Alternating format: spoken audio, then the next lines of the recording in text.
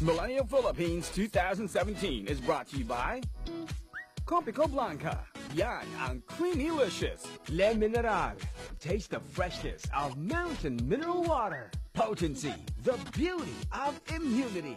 Dell Forever Fabric Softener. Love the fragrance and softness forever. Zonrox Color Safe with Oxygen Bleach. Better than detergent alone. And McDonald's. Kimberly Johnson.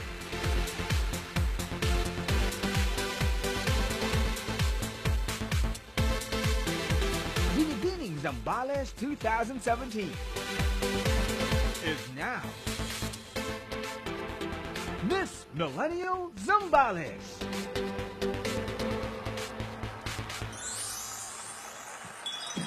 Years old, college professor and customs broker. Ang agang naging profesor, Ano, ang bata. Binibining Zambales 2017, Miss Millennial Zambales, Kimberly Johnson.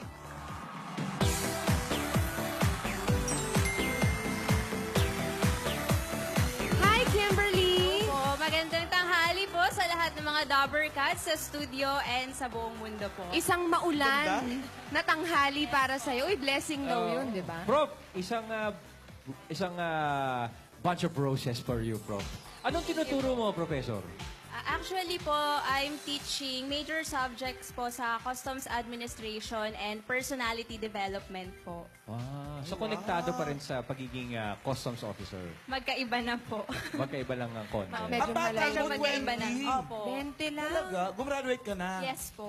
Ay, ang galing. Medyo maaga po kasi ako nag-aral, kaya maaga rin po ako nakagraduate. Very nice. So, alam nyo na mga bata, maaga mag-aral, maaga matulog, maaga gumising. Tatangkad din kayo. Ang ganda mo, no? Thank you po. Saan ka sa Zambales mismo? Sa Castillejos po nung bata ako, and then nag-move po kami sa Olongapo City para po mag-aral. Yung Para hindi na po hassle sa pag-travel. Yung Okay. Zambales, ano yan eh, malapit lang sa Maynila rin yan eh. Oh, hindi na siya kalayuan isa ngayon. sa mga probinsyang napakalapit. Because of SETEX? And Yes. Tiplex. Ang Tiplex, ang lalapit na ng lahat. To be exact, 253.4 kilometers away from Manila. 3 to 4 hours yan pag land travel. Ano bang mga ano? Ano bang mga treasures ang meron Ng sa Zambales na... Yabangan ng probinsya Oo, to eh. correct. Na hindi pa namin nalalaman. Actually, people don't know po that Zambales also produces yung mga sweetest mangoes in the world po. Ay! Mangga! ganun ba? Yes! Saan bahagi ito? Uy, hindi ako naniniwala dyan. Nang ma-attack agad. Talaga ba? Talaga ba? Medyo nape-predict ko na po yung sasabihin. Ano? niyo. Ano yun? Kasi di ba yung sa Guimaras po, ganun Oo. din po yung tagline. Well, actually po, yung sa Zambales, we are included po in the Guinness Book of Record po noong 1995 as the producer po ng sweetest mangoes. Ay, di pa rin in the ako world. naniniwala. Uy, ano ba? Pero hindi yun yung Alam mo sasabihin ba? ni Ryan. May contestant kami taga Gimaras, nagdala ng mangga. May dala ka ba? Yun! Yun! Ayun Doon lang papunta po. yun. The sweetest na sa Guinness. Grabe. Anong tawag? Would you know kung anong tawag sa mangga na galing sa Zambales? Dinamulag. Actually po, we are celebrating Dinamulag Festival po. Dinamulag. Dinamulag every April. Tamulag ibig kasi sabihin malaki. ng- Malalaki ba mangga? Alam mo, Hindi ako naniniwala talaga. no Hindi proof, kami no naniniwala. count. Sino ang nasa Olongapo ngayon? Baka naman pwede mo i-text magdala dito. We will look forward to Balik that, na lang Kim, po. ha? Opo. Alam mo, Kimberly, we are all interested about your province. Pwede ba pasikatan mo kami? Okay. Aside from sa pagiging beach capital in Central Luzon, hindi lang po kami kilala sa mga beaches. We also have po yung mga finest coves wherein ma-access lang po siya by sea and pwede po kayo mag-camping doon. Aside from that, we also have po yung mga numerous... Bangka lang? Yes Bangka? po. Ang sarap. We also have numerous islands, as in marami po, na pwede po kayo mag-island hopping.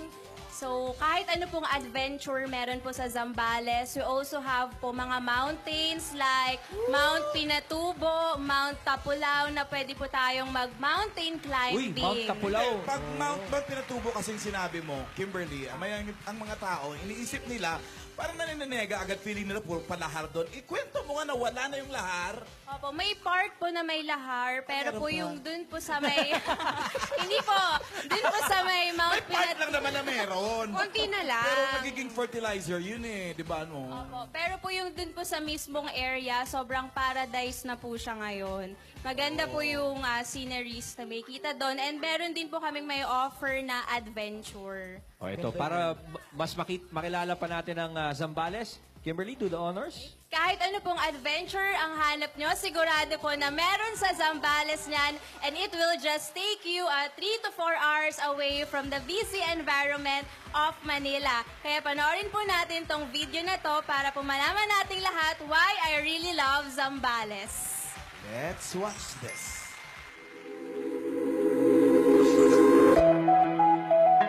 Zambales in 3 words: fascinating, breathtaking, and unique. I'm Kimberly Morales Johnson. I am 20 years old.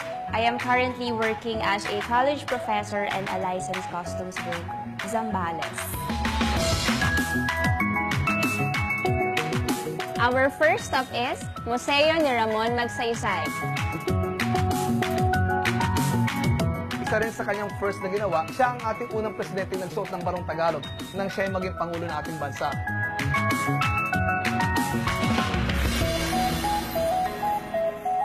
Hi, I am here at Crystal Beach, San Narciso, located at the northern part of Zambales. So it is considered as the surfing capital here in Zambales.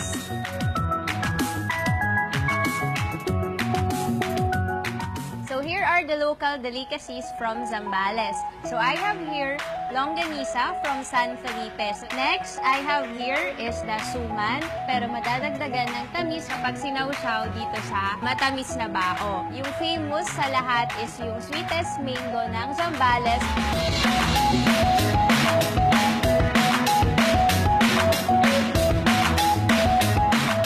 We are here at one of the oldest churches here in Zambales, the Santa Monica Parish Church. It was built in the year 1700s during the Spanish regime and was uniquely made with corals and limestones. First time ko rin na-experience yung ATV adventure in which sumakay ako ng parang big bike and rough road, so medyo challenging and adventurous. Last but not the least is yung Bangka River Adventure Park wherein na-try ko mag-pedal boat. Medyo masakit sa legs pero nag-enjoy din naman ako. Welcome to my Zambales!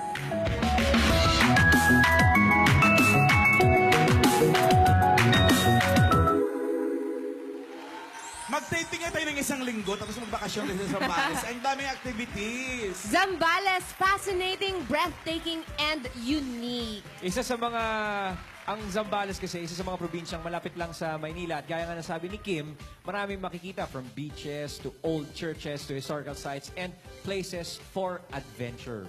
Kaya, Tsaka yung Mount Pinatubo talaga. tsaka Yung nag-ATV Isa yun- siya, nasa Mount Pinatubo siya, no? Isa yan talaga sa pinakasikat na volcanoes sa buong mundo. Katumbas niyan parang Dante's Peak. Correct. Yung ginawa pang movie ni Pierce Brosnan. Kim, imbitahan mo sila na mamasyal sa iyong province. Kahit ano pong adventure yung gusto nyo, sigurado po meron kami niyan sa Zambales. At syempre po, nakalimutan ko po sabihin yung mga special local delicacies po ng bawat municipalities ng Zambales na perfect po na pasalubong sa lahat ng mga Dabber Cats perfect natin. naman pala eh. Yun naman pala Yun naman pala eh. eh. Oy, sa Sabado daw. Yung mga perfect na yan. Kim, gusto ko lang sabihin sa'yo, maganda ka in person, pero mahal ka ng camera. Ang ganda-ganda. Oh my God. Yan, very nice. Oh. Thank you very much, Miss Millennial Zambales. To know more about Kim and her province, follow her on her social media accounts. Ang mananalong Miss Millennial Philippines ay tatanggap ng ₱500,000 pesos. Free a condo unit. And a brand new 2017 Mitsubishi Montero Sport. Grabe naman!